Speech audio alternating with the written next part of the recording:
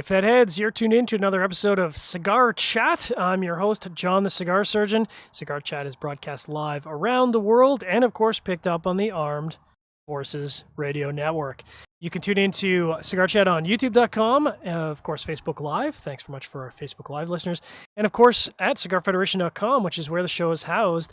Thanks to all our podcast listeners out there. We know you were out there in droves. I just saw today we had a bunch of people listening in from Mexico, from Denmark, from Sweden, from Germany, from Great Britain, all over the world, wherever you're listening from.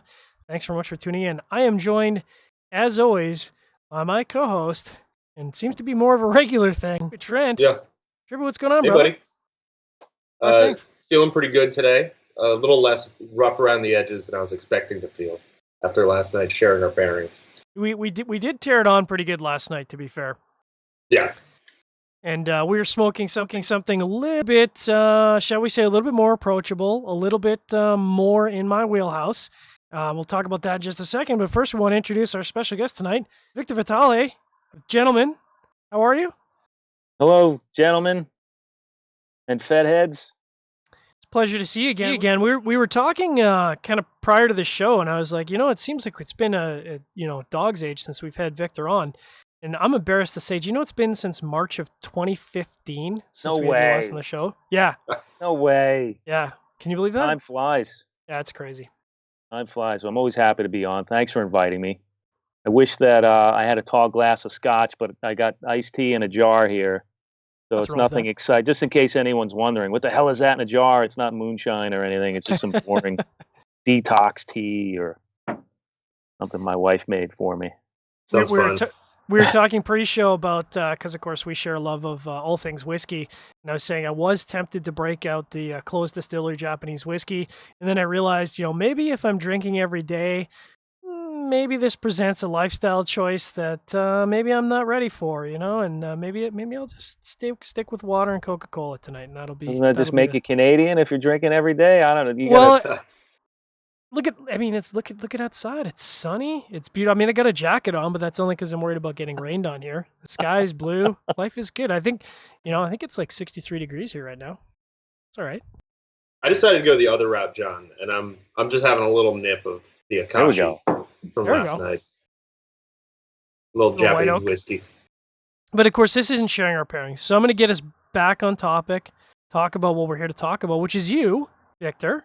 Yeah. We're here to talk about you. This is Cigar Chat. We're here to talk about cigars, but specifically about you. So, I know you. You know me. We've had you on the show before, but maybe for our audience and we were talking kind of pre-show, you're not a stranger in the industry. You've been around for 25 years now? 22 years? 22, exactly. 22. Yeah. So for maybe some of our audience members out there who don't know you or your brand, and hopefully by the end of the show will, maybe just kind of give us, the romantic overview of kind of, your journey through the cigar industry, because it's a big journey. My goodness, where do I start? Jeez. Well, where would you like me to start? I should probably ask you that question because there could be a lot of boring. These people might fall asleep. I always like to start with, kind of how you got, like what it was, what the catalyst. It's like people say if you're police fascination. Like, yeah, it's like who did you kill in the cigar industry to take their place? Because that's how it works, right? You have to take somebody out to take their. No, it's a Highlander situation. It's a Highlander situation. Or you could just wait for 22 plus years for some people to move over, I guess. Exactly. Yeah. So, wow, I can go way back. My family history is in bread baking, and that's pretty much what I did for my entire life until I reached a certain age. And I've always had somewhat of a fascination for premium cigars, and that was because of my father. My dad always had a cigar in his mouth, always had cigars to share with friends. And if you rewind the clock back to the 90s, which was basically, if you guys remember the 90s, cigar smoking was like the good old days. It was the thing to do. It was as cool as you could get. I think you couldn't have said it any better, Trip. It was really like, it was the pinnacle of cool, and everybody who was everyone, from the president of the United States to guys like Arnold Schwarzenegger and Assante and Stallone and, all these people who were like always just front and center had a cigar. And I just decided one day that, I was going to take a break from the family business and do something else. And I thought, well, why not try premium cigars? So I got a job selling cigars retail. And I was very fortunate to learn a lot during that time. And I just, figured out how to climb the career ladder in the cigar business. I moved on to become a regional sales representative, and then moved on from there to start a business, which did brokerage and consulting for many of the brands in the business. And then from there, after meeting people further up the ladder, I made some really good connections with growers and blenders, and felt really comfortable working with factories to start producing my own brands. And I guess that's pretty much how it all started. Now, I'm going to ask a question that I probably already know the answer to, but looking back on your journey through the industry, do you still feel today that you have the same passion, the same excitement for, and I'm not going to say the industry because the industry has changed a lot, but for cigars, for tobacco that you did, thinking back on the time when your dad was smoking, and you were kind of looking up to that. Do you think you still have that same level of passion? Yeah, I do. Honestly, it depends on where and when, I think, is really the most important part to actually enjoy that passion. So, not to get overly technical with an answer, but having a passion for premium cigars never goes away, ever, for someone who truly has a passion and a love for smoking a cigar and enjoying what a cigar is all about. It just truly never ever disappears. You're losing passion for the way the industry operates or the way the business works, etc. And that probably happens every day. Every day. Every day is a new day on what comes at you, and and I'm sure that's good for any business. But it's when it comes to that, it's all about who you surround yourself with, who are the people that you're doing business with, who are the people that you're engaging with, who are you attracting with your brand. And those are some of the real key career things that I've discovered to actually enjoy the business aspect better is law of attraction. So, which is why I'm a boutique premium cigar, because you attract the enthusiast. The road warrior, the weekend road warrior, or the weekend warrior is not really a bad thing, but I like when my cigar is enjoyed by you guys, guys that study, the guys that know, you've read Rick Hacker's book on the ultimate cigar and the experience, and you know what it is that goes into these things, and it really makes a difference when that person, I could be surrounded by those people to enjoy a premium cigar. So in that aspect, the passion never goes away. And I'm sure Trip can probably echo the sentiment, but I can say, having been down to Nicaragua the number of times I have, seen the operations from ground up, seeing the number of hands that go involved in it, and every time I hear somebody say, this cigar is like $9, like, man, if you saw the amount of effort that went into making a cigar, you'd wonder why that cigar isn't $75 or $100, because it's incredible with the number of hands that touch the cigar, the amount of process to take it from seed to your hand. It doesn't even seem economically possible, and yet, here we are enjoying a tasty cigar. I completely agree with that. It's kind of mind-blowing how much work goes into it and how cheap they are compared to the amount of work you see go into it. And of course, we are smoking the El Cedro number 5, which is the. I looked through what I had, and I was like, what do I feel like tonight? After it's a nice day, it's reasonably sunny out, and I always kind of gravitate towards this. I think probably Victor, because, and we're kind of talking a little bit offline, but I talk about the versatility of a lot of Nicaraguan tobacco, and to me, this is a nice medium full cigar with a little bit of pepper zip. It doesn't blow you away. It's still elegant. And you know what? In fact, that's the word I would think I would use to describe, is elegant. and it's exactly what I was in the mood for. And by no planning on our end whatsoever, Trip ended up lighting the exact same cigar. Yeah, same Vitale and everything. Yeah. I love when you describe my cigars as elegant. It really, that's the payday for me, because that's really the goal. Honestly, I mean, it really is. They really are. They're very elegant and, like you said, kind of refined, and versatile is the word that I think of with this cigar, because I have reached for this cigar first thing in the morning to smoke with coffee, and now this is my third cigar of the day, and I'm getting all the flavor.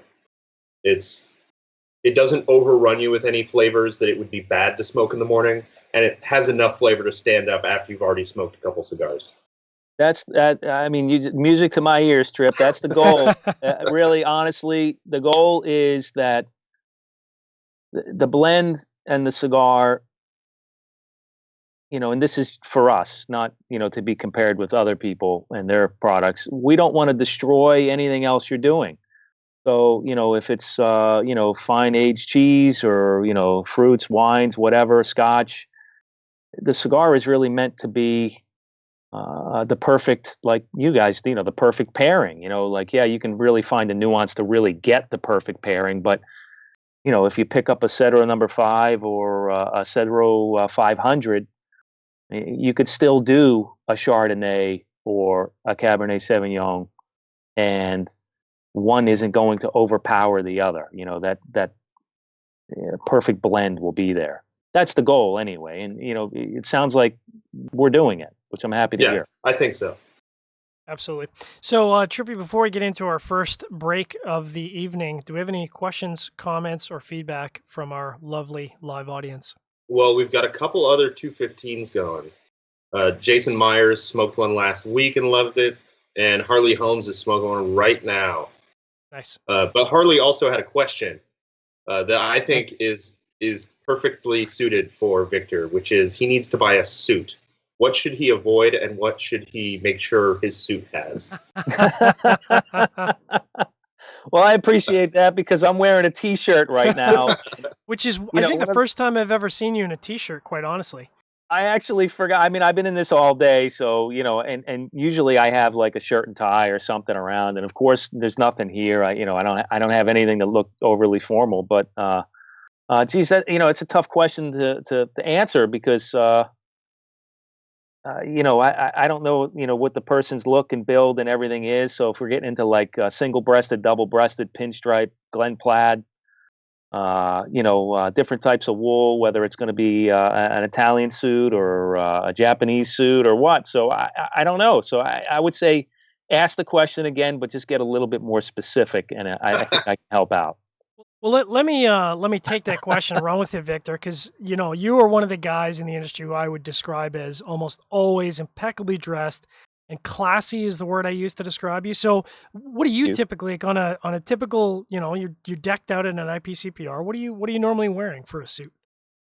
I'm wearing an Italian suit. Without mentioning a brand, or if you want me to mention brands, I can do that. But I think there's really, to me, there's nothing really like a suit and tie. I mean, it just makes you feel good. Yeah. Or at least it makes me feel good. I mean, I know some people just can't stand it. They don't like a suit and tie. They don't like the way they feel in it. But I've often found that when someone says that, they haven't found the right suit or the right tie to wear, and that's why they're uncomfortable in it. I've got a follow-up. How many suits do you have? Oh my God. A lot is the answer.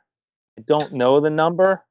There's probably more that I don't fit into and that are kind of outdated that I own than actually I can fit into. So I would say that scale is like 80-20. 20% of my inventory I can actually wear today and not look like I came out of like the hot tub time machine from the 1990s. But yeah, a lot is the answer. That's good enough for me. Well, we're going to get back to talking about suits in just a quick moment here, but I want to remind our audience, you are tuned in live to Cigar Chat, broadcast around the world and picked up in the Armed Horses Radio Network. Cigar Chat is broadcast on youtube.com, broadcast live on Facebook, and of course, thanks to all our podcast listeners who are out there in drove. Please stay tuned for a word from one of our sponsors. Brought to you by Gurkha Cigars. Gurkha Cigars, makers of the world's finest cigars. Try the 93 rated Heritage featuring Rosado, Ecuadorian Habano wrapper, Nicaraguan binder, and Dominican, Pennsylvania, and Nicaraguan fillers. Blended by Gurkha's blending team at American Caribbean Cigars, it is hand-rolled Nicaraguan, available in 35-count boxes. Talk to your local B&M about the Heritage today, or talk to them about other fine Gurkha cigars. Whatever your taste preference is, Gurkha has a cigar that's right for you.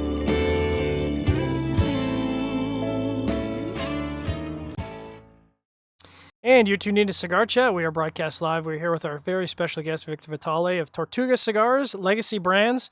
And we're just talking about suits. And I want to echo kind of what you were talking about. As a guy who spent most of his adult life in some form of sales, and I know we're getting way off topic here, but I got to say, to me as a sales guy, it was always like putting on a superhero costume. I felt like if I put on a really nice, like well-fitting suit, kind of felt like I could go in and do anything. You know what I mean? Like it was really that Glengarry Glen Ross moment where I felt like I could just go into any conference room, close that deal, because it was kind of the best version of me in that suit. I don't know if that makes any sense. Sounds good. But we are here to talk about cigars, not suits. And I want to get back to talking about some of your brands. And I think I want to kind of lead it off with talking about the collaborative project that you did with Armand Assante. Sure. And first of all, I want to say, because I know there was a poll a little while ago, we talked about this, where a lot of people didn't list Armand as a smoker. And to me, who's followed his career, and I mean, I'm a huge fan of him as an actor. He's always had he is as much a cigar smoker, iconically to me, as Arnold Schwarzenegger. And it surprises me sometimes, you have to kind of point it out. And then the moment you point him out, people go, oh yeah, Armand. And of course he's always got a cigar in his hand. So it seems like a natural fit that he would start up a brand. I mean, he's not a sports guy who smokes cigars occasionally. He's been smoking cigars forever. He really is a lover of cigars, and it just took him a really long time to even think about or consider coming out with a brand or partnering up with someone to create a brand. And I'm very happy that he chose me to do it. I mean, it was really, truly an honor. Like you said, following his career, if you go on Wikipedia and you look at all the movies that he's been in, you'll really say, wow, I didn't even realize he was in all these movies. Yeah. And, everything from Judge Dredd to Gotti to American Gangster, just to name, some of the bigger films that he was in. Even overseas, he does a lot of filming overseas, not just for Hollywood, for other countries, for their media industry or film industry. Does a lot of foreign films. And he's been a huge advocate of premium cigars, not boastfully an advocate in the way of lobbying efforts are to say, but when it comes to showing off the lifestyle, the classy lifestyle of a premium cigar, I think he's been very effective at it in his career. I'll never forget the time at the IPCPR in Las Vegas when you were kind enough to introduce me, and Armand, being such a classy and I would say humble guy, he said, "Hi, I'm Armand Assante. I'm an actor," and I chuckled to myself. So I'm like, "Yes, Mr. Assante, I'm very well aware, of you and your career. I followed you for years. I love all your films." And he kind of, he did that genuine thing where he kind of lit up, and you could tell it was like genuinely lit up. And he's like, "Oh, okay, this guy knows my." He's like, "Come on, man! Like if I've turned on a movie in the last 30 years, of course I've seen your films." But genuinely, I was a huge fan. And maybe getting back to the cigar part of it, can you talk a little bit about that process of working with him to find a cigar, and maybe talk a little bit about the cigar as well, and give our audience a bit of insight there?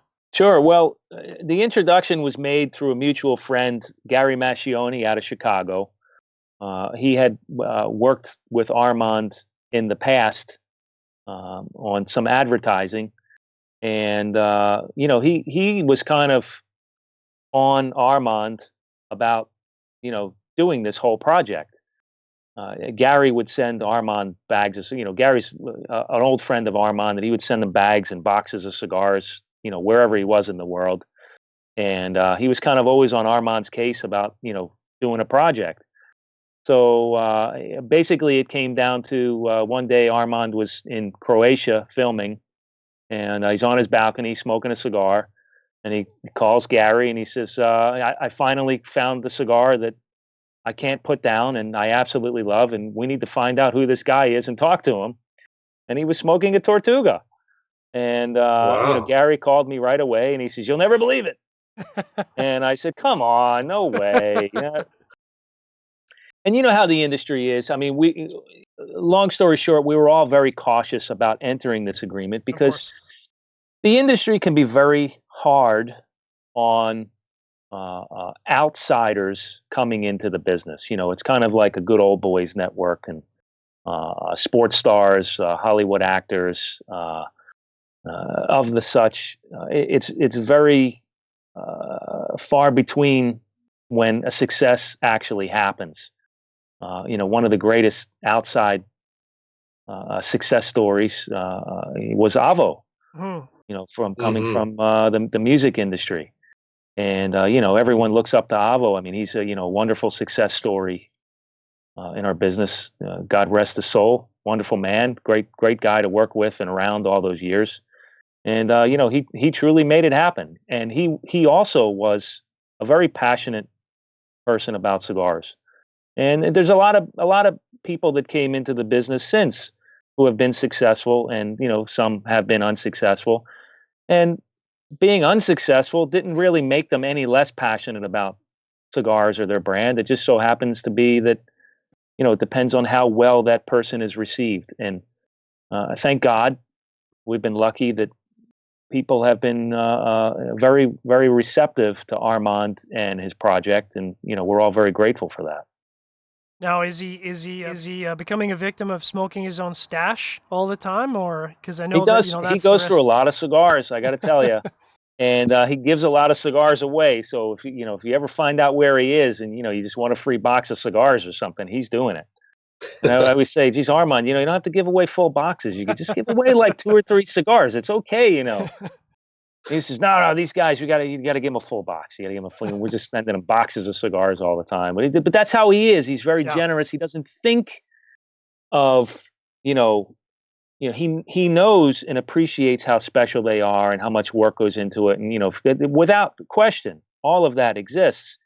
But for him, he just wants to share everything. And you repeating the humble experience that you've had with him, that's truly the way he is. He's one of the most humble, wildly successful people I've ever met in my life. And I mean, he'll break bread with almost anyone and smoke a cigar with anyone. And I'll never forget when he invited me to his house when we started the project.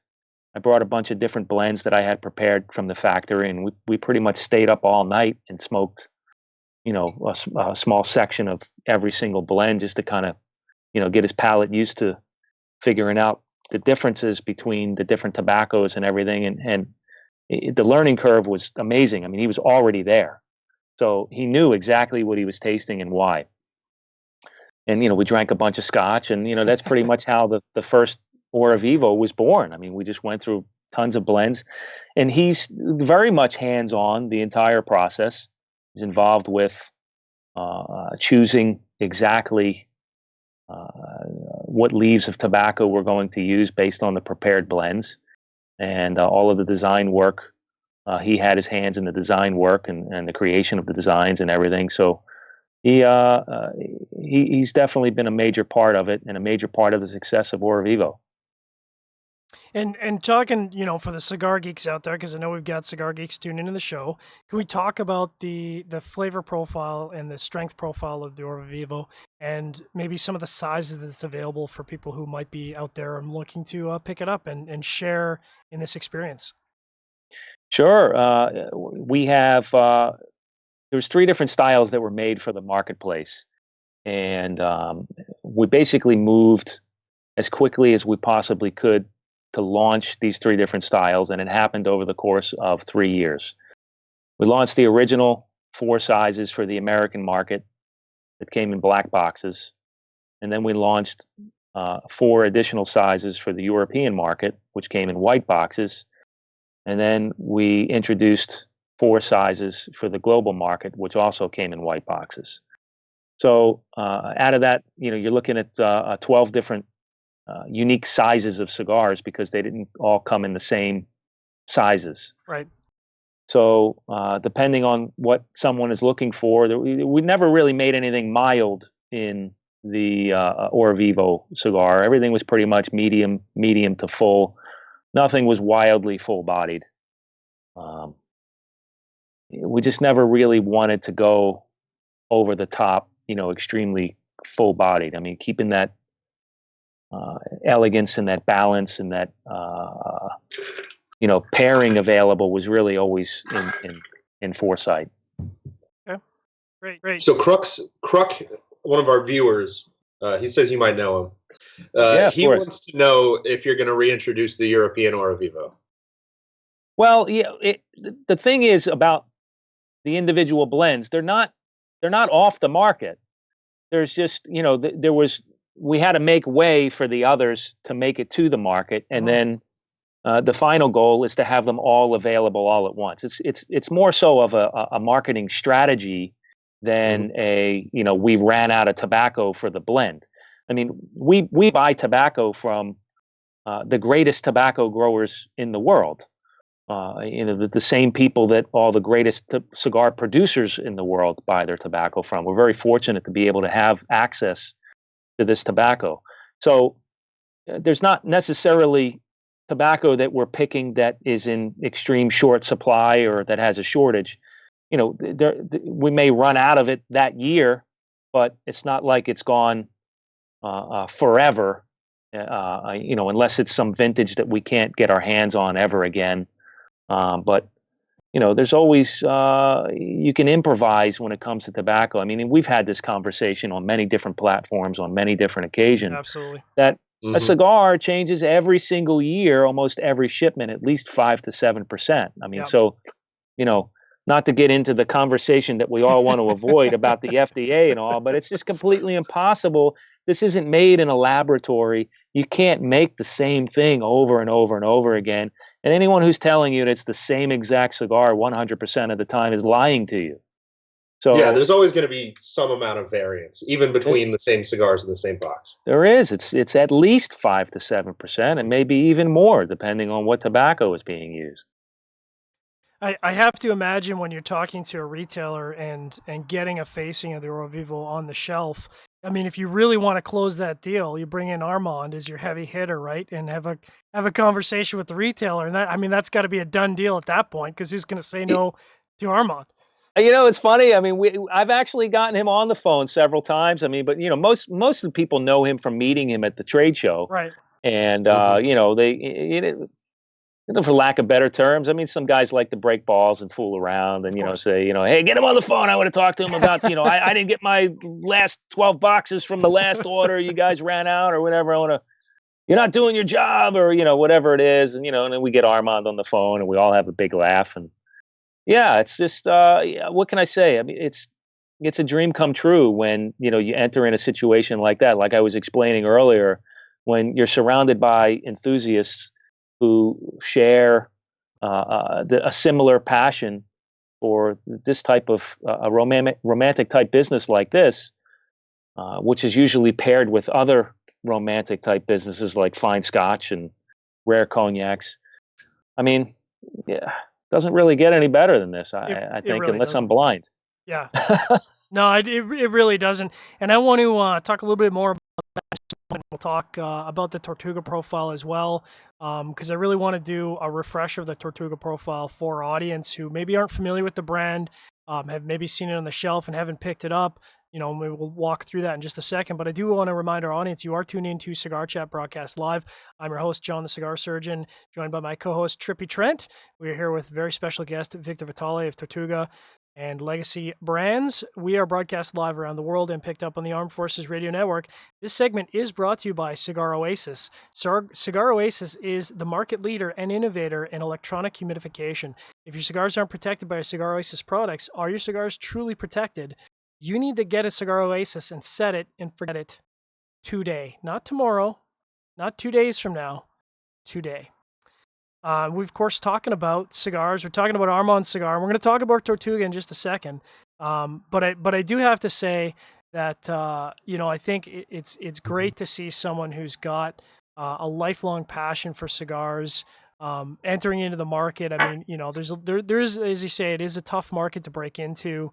I haven't done it from the manufacturing side, but I've got my taste now, my first year and a bit in the retailing end of spectrum, and it's not an easy industry to do. So it's good to see someone come into the industry who has a passion and succeed with that passion, and of course, bringing a great product.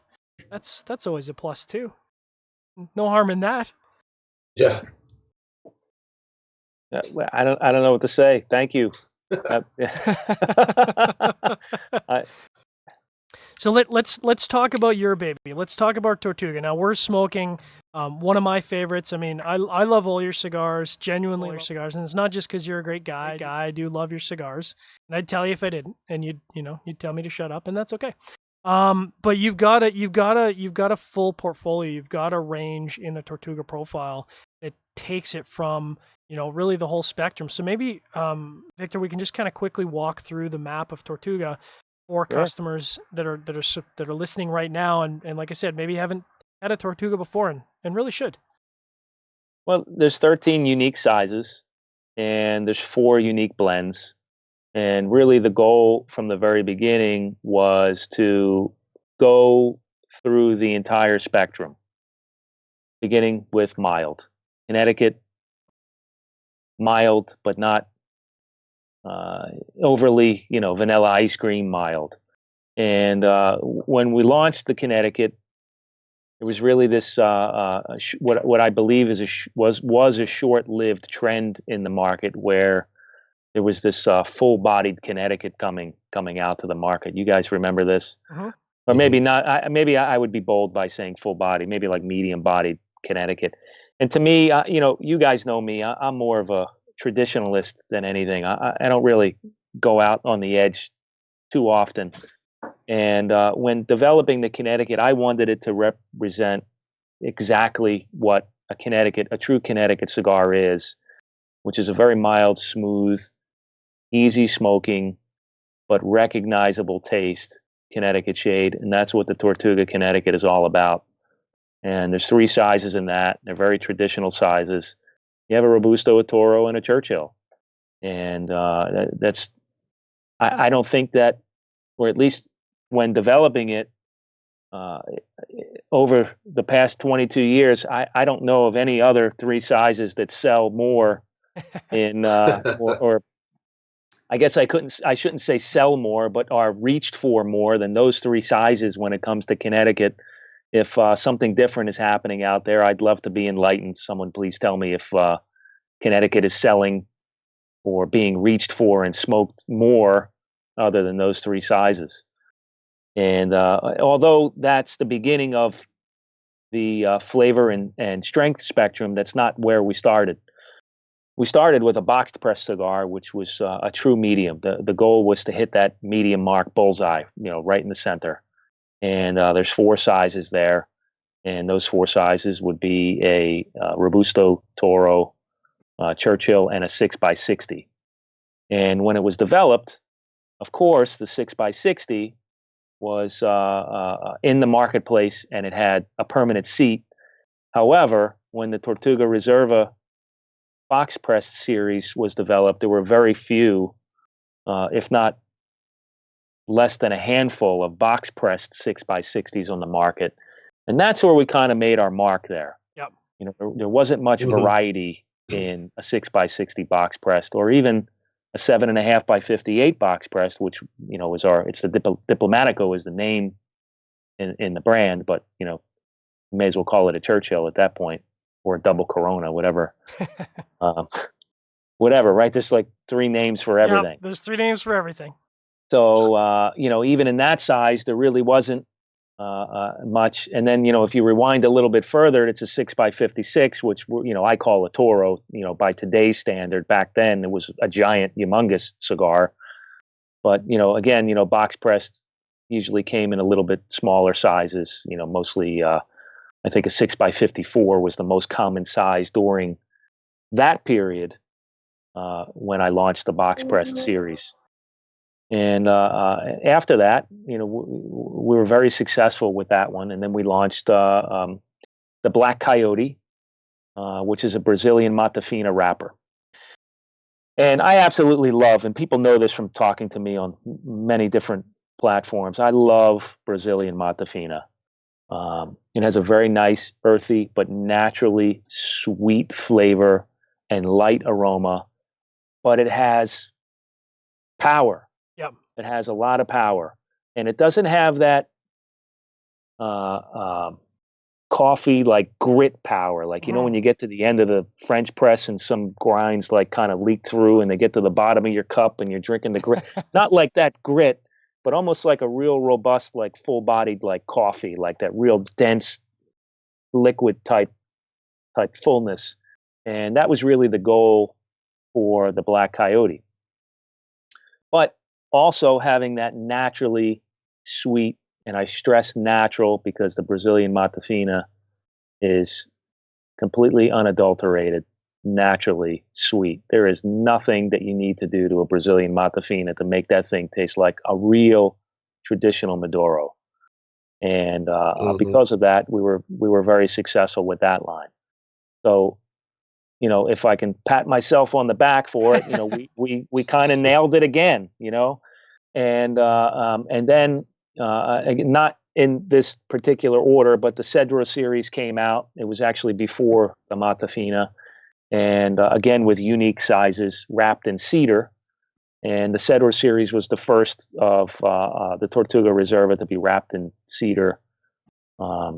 You guys are smoking it now. I should probably let you take over and describe it. I mean, to me, it just has a magnificent, and I want to stress the word magnificent, because when it comes to a traditional cigar tobacco flavor, there's nothing that enhances that more than cedar wrap. And that's why I'm using the word magnificent, because it just makes that cigar everything it is and could be throughout the aging process. And that blend was specifically designed to be wrapped in cedar to go through the continuation aging process in a humidor. Yeah, I mean, I think one of the and I, like I said, we talked in 2014 when I smoked the Connecticut, and it was, and I'm not normally a Connecticut smoker. I tend to smoke, as a cigar geek, I tend to smoke in the medium plus category. But it was a very traditional Connecticut, and it was at a time where people were blending for non-traditional Connecticut's, and yet it was excellent. And fast forward to the El Cedro, I think what I like about it, and I'll let Trip take over here, but what I like about it is it's got such a great clean finish. And there are times when you can smoke some cigars, and occasionally I like a dirty finish and I like a leathery finish. But when I want a rich tobacco experience that has a really nice, clean, crisp, short finish, I mean, the El Cedro, it just delivers. Trippy, what are your thoughts? I pretty much agree with everything you said. It's got like a really great cedary kind of sweetness matched with just a little bit of spice. Not too much, but it's definitely there and noticeable. And my favorite part about it is I get a lot of like a citrus sweetness on the retrohale that I really love. I just can't recommend this cigar enough to anybody. Absolutely. Trippy, do we, before we get into talking about 2015, talking about what's in the future, how are we doing for audience feedback, questions, comments? Kruk is in the chat room making a ruckus about Lanceros. You thinking about any Lanceros, Victor? My God, thanks, Kruk. Always one guy, right? Kruk's been after me for Lanceros, and I think that I had a decent stash, a private stash of Lanceros, and He Crook. I had like this. I remember the one year when Lanceros became popular again. You know, when you're in the business long enough, you get to see these things become popular like 3 times. You know, as a kid, I never knew, like, you know, when like wide leg jeans, boot cut jeans Yep. came out. Like your father says, I saw that 3 times already. You know, Yep. that's nothing new. You know, now it's like the Lancero has been popular and died like 3 or 4 times already in my career. So there was this one time when I was just like completely upset with the whole Lancero fascination that I just gave away all my Lanceros and my humidor because I didn't want to see them ever again. But with respect to the Lancero size, or the Leguito size, it's a very difficult and challenging cigar to make. I mean, it's not an easy cigar to make. Getting that cigar to burn properly is something that only a true torcedor can do, and the right blender can do. But you know, at the end of the day, it's just not something as a company that that we want to put out there and market. It's not. We haven't really reached that particular audience. And besides, I mean, there's a ton of really good Lanceros out there. I'm sure you can find one. That's true. That's true. Yeah, we were talking about this last night on sharing our pairings, and the adage, and I got to remember who told me this because it was just a great line. They said it's the best Vitola that doesn't sell. You know, it's yeah. Yeah. Point well said.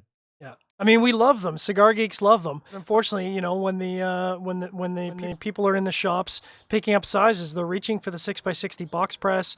They're reaching for the Toros. They're reaching for the Robustos. They're just not reaching for the Lanceros. Otherwise, you know, everybody would have a Lancero regardless of how much of a hassle it was to make. It's got to be smoked properly too. Honestly, I might sound like a total nerd saying this, but if you don't know how to smoke a Lancero, you have no business smoking a Lancero. Because if you're not smoking that cigar correctly, or you don't understand how to smoke that cigar, and yet and I don't mean this in an offensive way, everyone has to learn somewhere. I totally get that. But I mean, I've seen some people totally hotbox the hell out of a Lancero and then, complain, why does it have a point on it? Well, you're smoking it at 120 miles per hour. I mean, why is it so hot? Why is it burning with a point? Why is it canoeing? Whatever.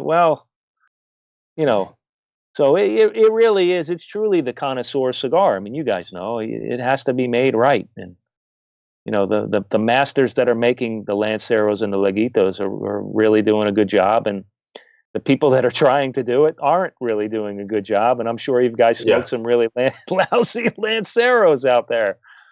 So, yeah, like you said, it's not for everybody, and there's a certain technique that you have to have. And I feel like if we went to some bizarro world where instead of 6x60 selling like crazy, it was Lanceros, there'd be a lot less smokers because people start smoking for the first time and they have a bad experience because they have no idea how to smoke Lancero.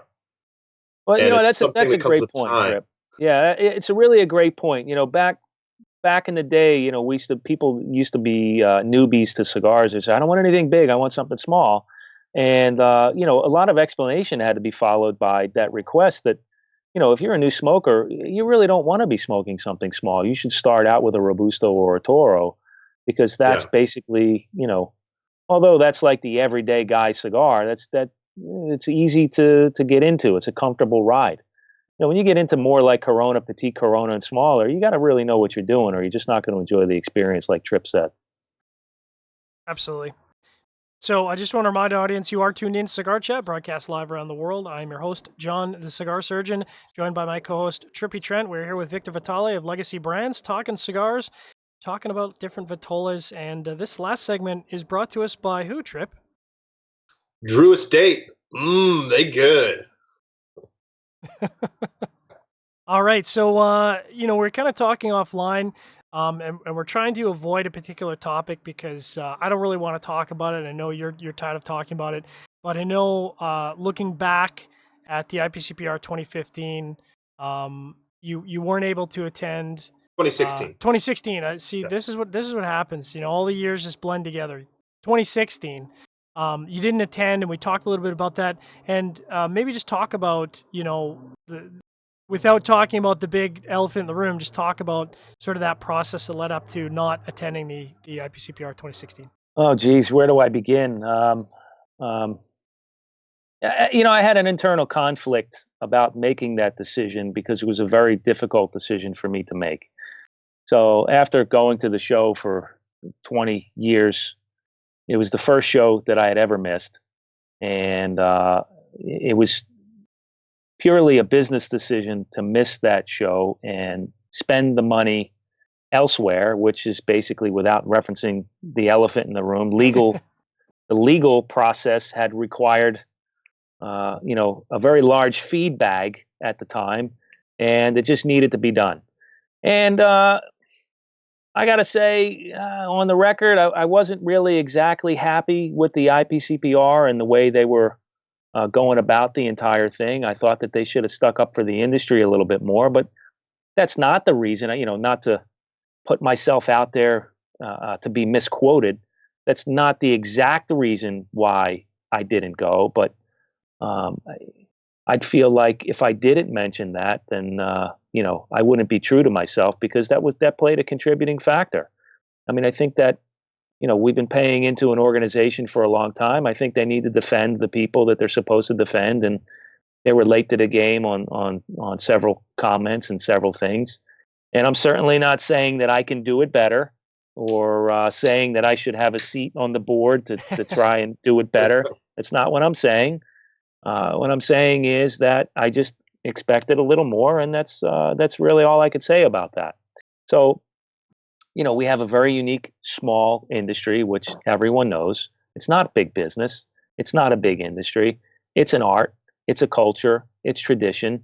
And the people that are involved in the industry make many sacrifices to be in this business. So, talking from the business side and the sacrifices that are made, it's an expensive industry to operate a business in if you're doing it correctly. You got to outlay a lot of money. You got to buy tobacco reserves. You have to have them ahead of time. Only the hands of time tell you when they're actually ready to be used. So unless you're rushing to market and just putting out complete garbage, then you got to do it right, and it's capital intensive. So for someone being in that position, you need your older brother, to stick up for you when someone's trying to put you out of business. And I didn't see that happening. So anyway, getting off that topic and back onto the legal, that's why I thought, well, you know what? It's time for me to get an attorney, and it's time for me to make sure that all the checks and balances are in the proper place, because I don't want to get publicly slapped, and I don't want to have to go on timeout for however many years to get my ducks in a row. So, Trip, you like the way am I putting this okay for the show? Yeah, I like it. Very carefully crafted. We appreciate that. So basically, you know where I'm coming from there. So anyway, long story short, on the other side, so basically it was like, okay, now what do I do? That, I got this information out there that I'm not going to be attending the show, because you guys know, like, geez, he's not going to the show. Oh my God, he's toast. He's out of business. And we're never going to see him ever again. And there's some people, good riddance, jackass or whatever, you got two sides to every, oh my God, what happened? So anyway, there was nothing like that. And, honestly, I'm considering not even going to the show this year, because we put together a program for our very special accounts to do some sort of annual special that they're accustomed to receiving and used to. And we were very fortunate, thank God, to have a very special year last year in absence of attending the trade show. So, knock on wood that we can duplicate that this year. And when I go to a trade show, look, I've been going to the trade show for a long time, and I honestly remember when attendance was at its peak. And it saddens me to go to the trade show in this type of market climate, where it's bare bones and completely empty. Now, I'm not saying that it's going to be bare bones and completely empty for the rest of time, but maybe when that big elephant in the room goes away, or we're finally, we have it off our backs, maybe the trade show will come back to what it used to be. But for this coming year, I'm expecting it to be mirroring last year, and retailers are they're having a hard time. They've some retailers are they're doing exceptionally well, but the majority of retailers are just getting by in this business. So they need to spend and watch their spending wisely and make investments that are very wise. And from talking to a lot of our long-term customers, a lot of them are wondering or even strategizing on whether or not they're going to go to the show this year. So based on that information is basically how I base my decision. Of course. Sure, that makes sense. So now that we're kind of caught up to the current, can you tell us what you've been working on since the last time we talked to you, and what you've got coming up this year, maybe? If there's anything that you can kind of reveal. It's really a fine line to walk because, boy, we've never stopped blending. Let's put it that way because, Okay. I mean, we're still allowed to blend. We're still allowed to make things. We're still allowed to advance our education. We're still allowed to go through trial and error. And we've been developing some really fascinating products and cigars and blends. And things are looking really good. It kind of, by not being able to put out anything new under the deeming regs, has kind of made us work harder and smarter at the same time on developing things. So when the time comes and all this goes away and it's back to business as usual, we're ready to do it. And we're not taken by surprise like, oh, really? We're allowed to do it again? We're going to be ready for it. And, hopefully that time comes really soon.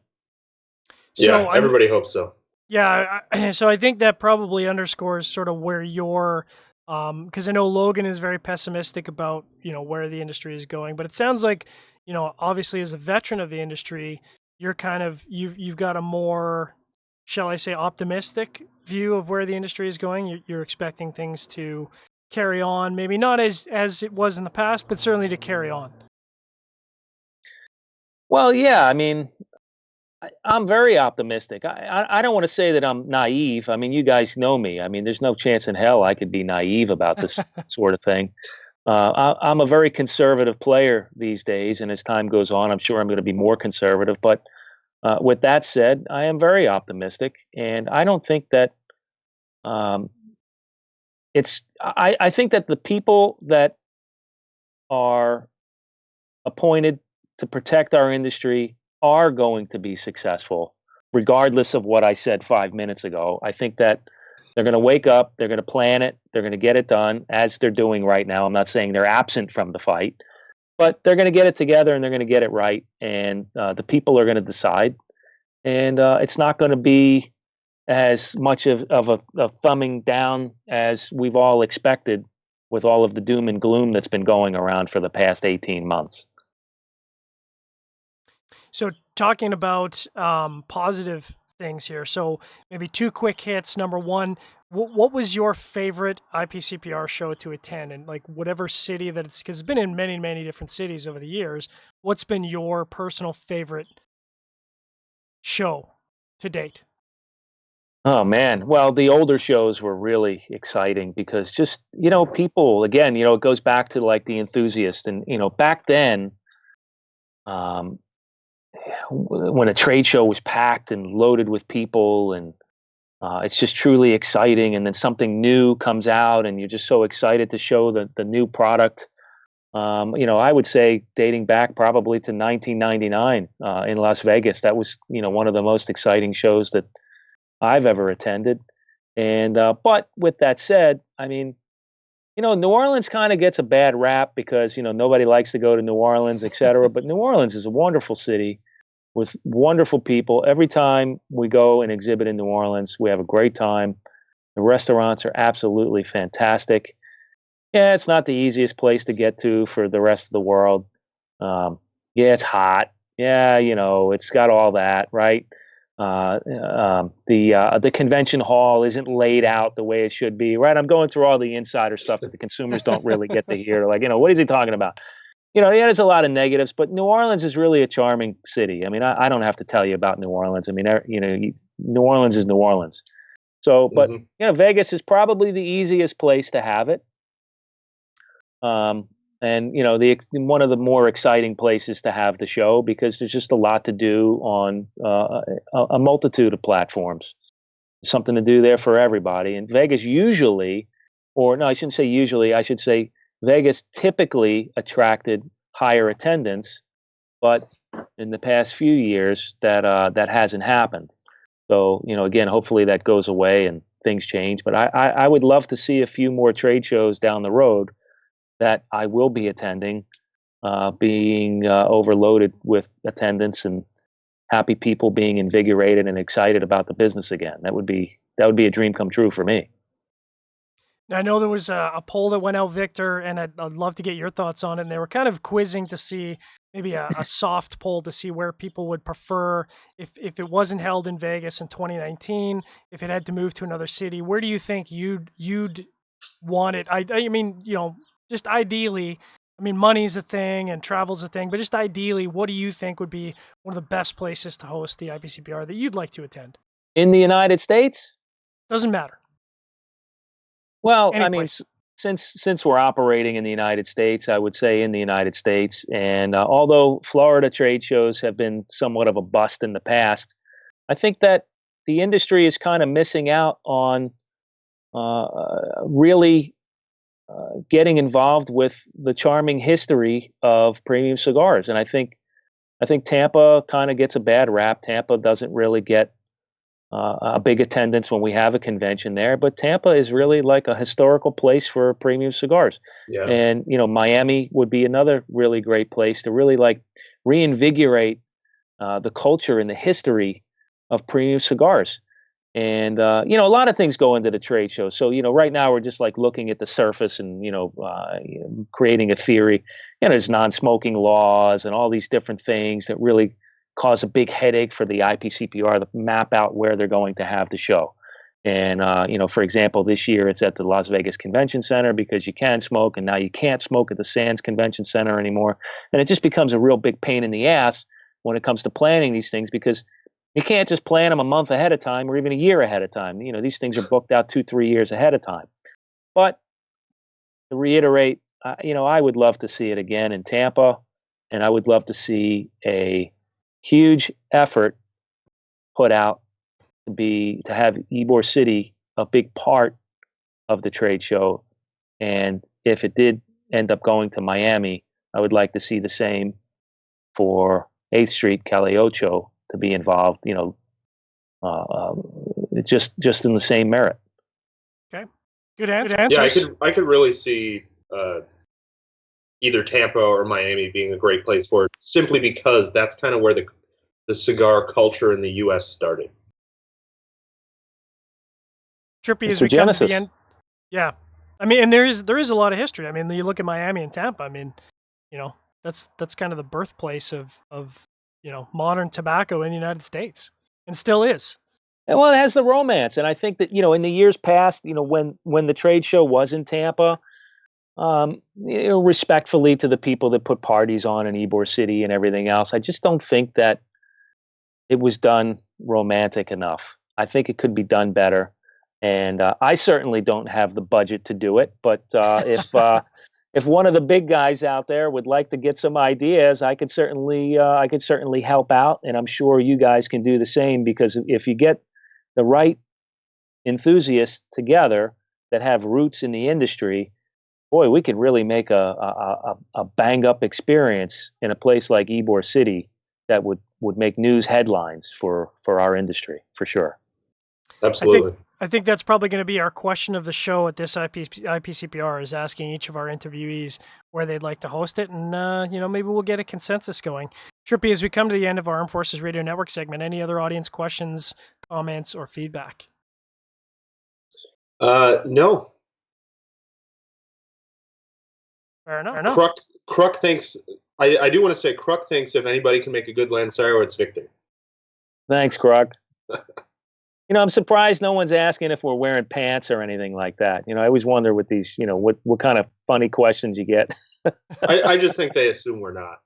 Yeah.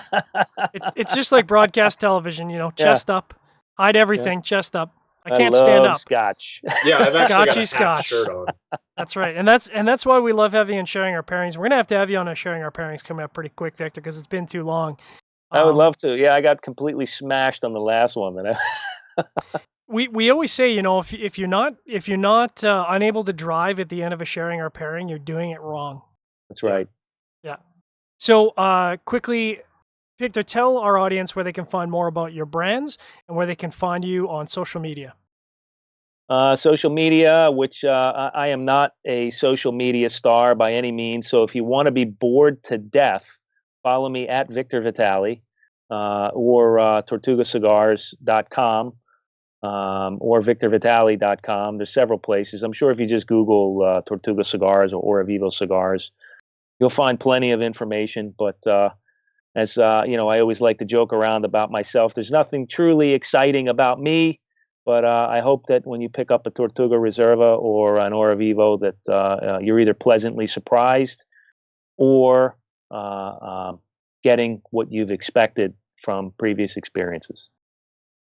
I like that. That's a nice sentiment. Well said. So thanks very much for all our live listeners who tuned in to Cigar Chat. We'll be back at a regular scheduled time next Thursday at 8 p.m. Eastern Standard. Of course, we'll have a Sharing Our Pairings next week at 8 p.m. Eastern Standard on Wednesday, so make sure to check that out. We'll be sure to schedule Victor for a Scotch and Cigar pairing, which is one of our favorite shows to do on Sharing Our Pairings. But we do want to thank all our Armed Forces Radio Network listeners who are out there. We know you guys are out there doing things that we are not built to do, keeping us safe, and we do appreciate that, fighting for our freedoms wherever you're stationed in the world. Hope you have a chance to enjoy a Tortuga cigar when you're on break, when you get a little bit of rack time. Enjoy a tasty cigar. Hope you all stay safe and have a great weekend.